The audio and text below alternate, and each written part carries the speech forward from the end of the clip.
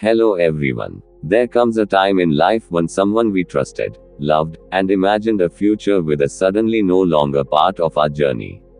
The silence feels louder than words, and the memories feel heavier than reality. Heartbreak does not just break relationships, it breaks routines, dreams, and sometimes even our sense of self. Today's video is about healing. Today's video is about understanding pain.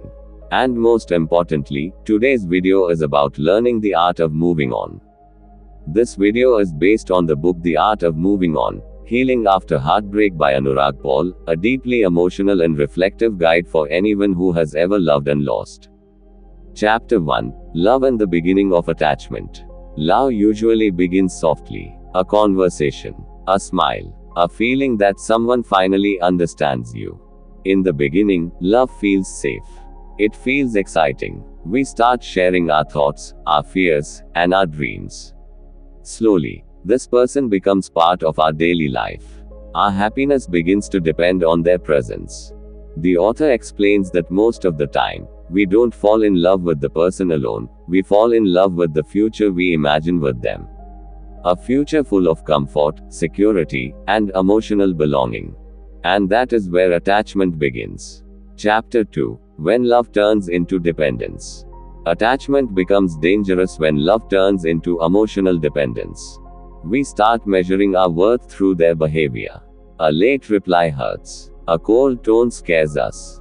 And slowly, we forget how to feel happy on our own. According to the author, this is the moment when love stops being healthy. When another person becomes the center of your emotional universe, losing them can feel like losing yourself. Chapter 3. The Silent Breakdown of Relationships. Most relationships don't end suddenly. They fade. Conversations become shorter. Understanding becomes weaker. Silence replaces honesty. The book explains how unspoken expectations and unresolved emotions slowly create distance. People stop communicating not because they don't care, but because they don't know how to express what they feel. And one day, what once felt permanent suddenly feels fragile. Chapter 4. The Moment of Heartbreak. Heartbreak is not just emotional pain. It is psychological shock. When a relationship ends, it feels like the ground disappears beneath your feet.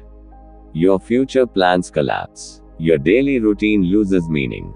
You don't just miss the person, you miss who you were when you were with them. The author beautifully explains that heartbreak is the death of a version of yourself. Chapter 5. Allow yourself to feel the pain. One of the strongest messages in this book is simple yet powerful. Do not run away from pain. Society teaches us to be strong, to move on quickly, to hide our emotions. But healing does not happen through denial. Crying is not weakness. Feeling broken is not failure. Pain demands to be felt before it can be released. Chapter 6. Stop blaming yourself. After heartbreak, self-blame becomes a habit. We replay conversations. We analyze our mistakes. We convince ourselves that we were not enough. The author reminds us that relationships involve two people. Failure is never one-sided. Learning from mistakes is healthy, punishing yourself is not. Self-forgiveness is the first step toward healing. Chapter 7. Living with Memories. Memories don't disappear overnight. Songs, places, dates, everything becomes a reminder. The book teaches us that memories are not enemies. They are proof that something real once existed. But living in memories keeps us stuck in the past. Healing begins when memories stop controlling your present. Chapter 8. Embracing Loneliness. Loneliness after heartbreak feels frightening. But the author presents a different perspective. Loneliness is not emptiness, it is space.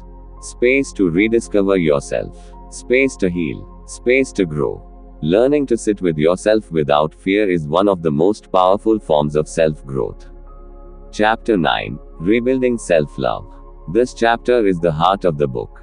Self-love is not arrogance. It is survival. Self-love means respecting your boundaries.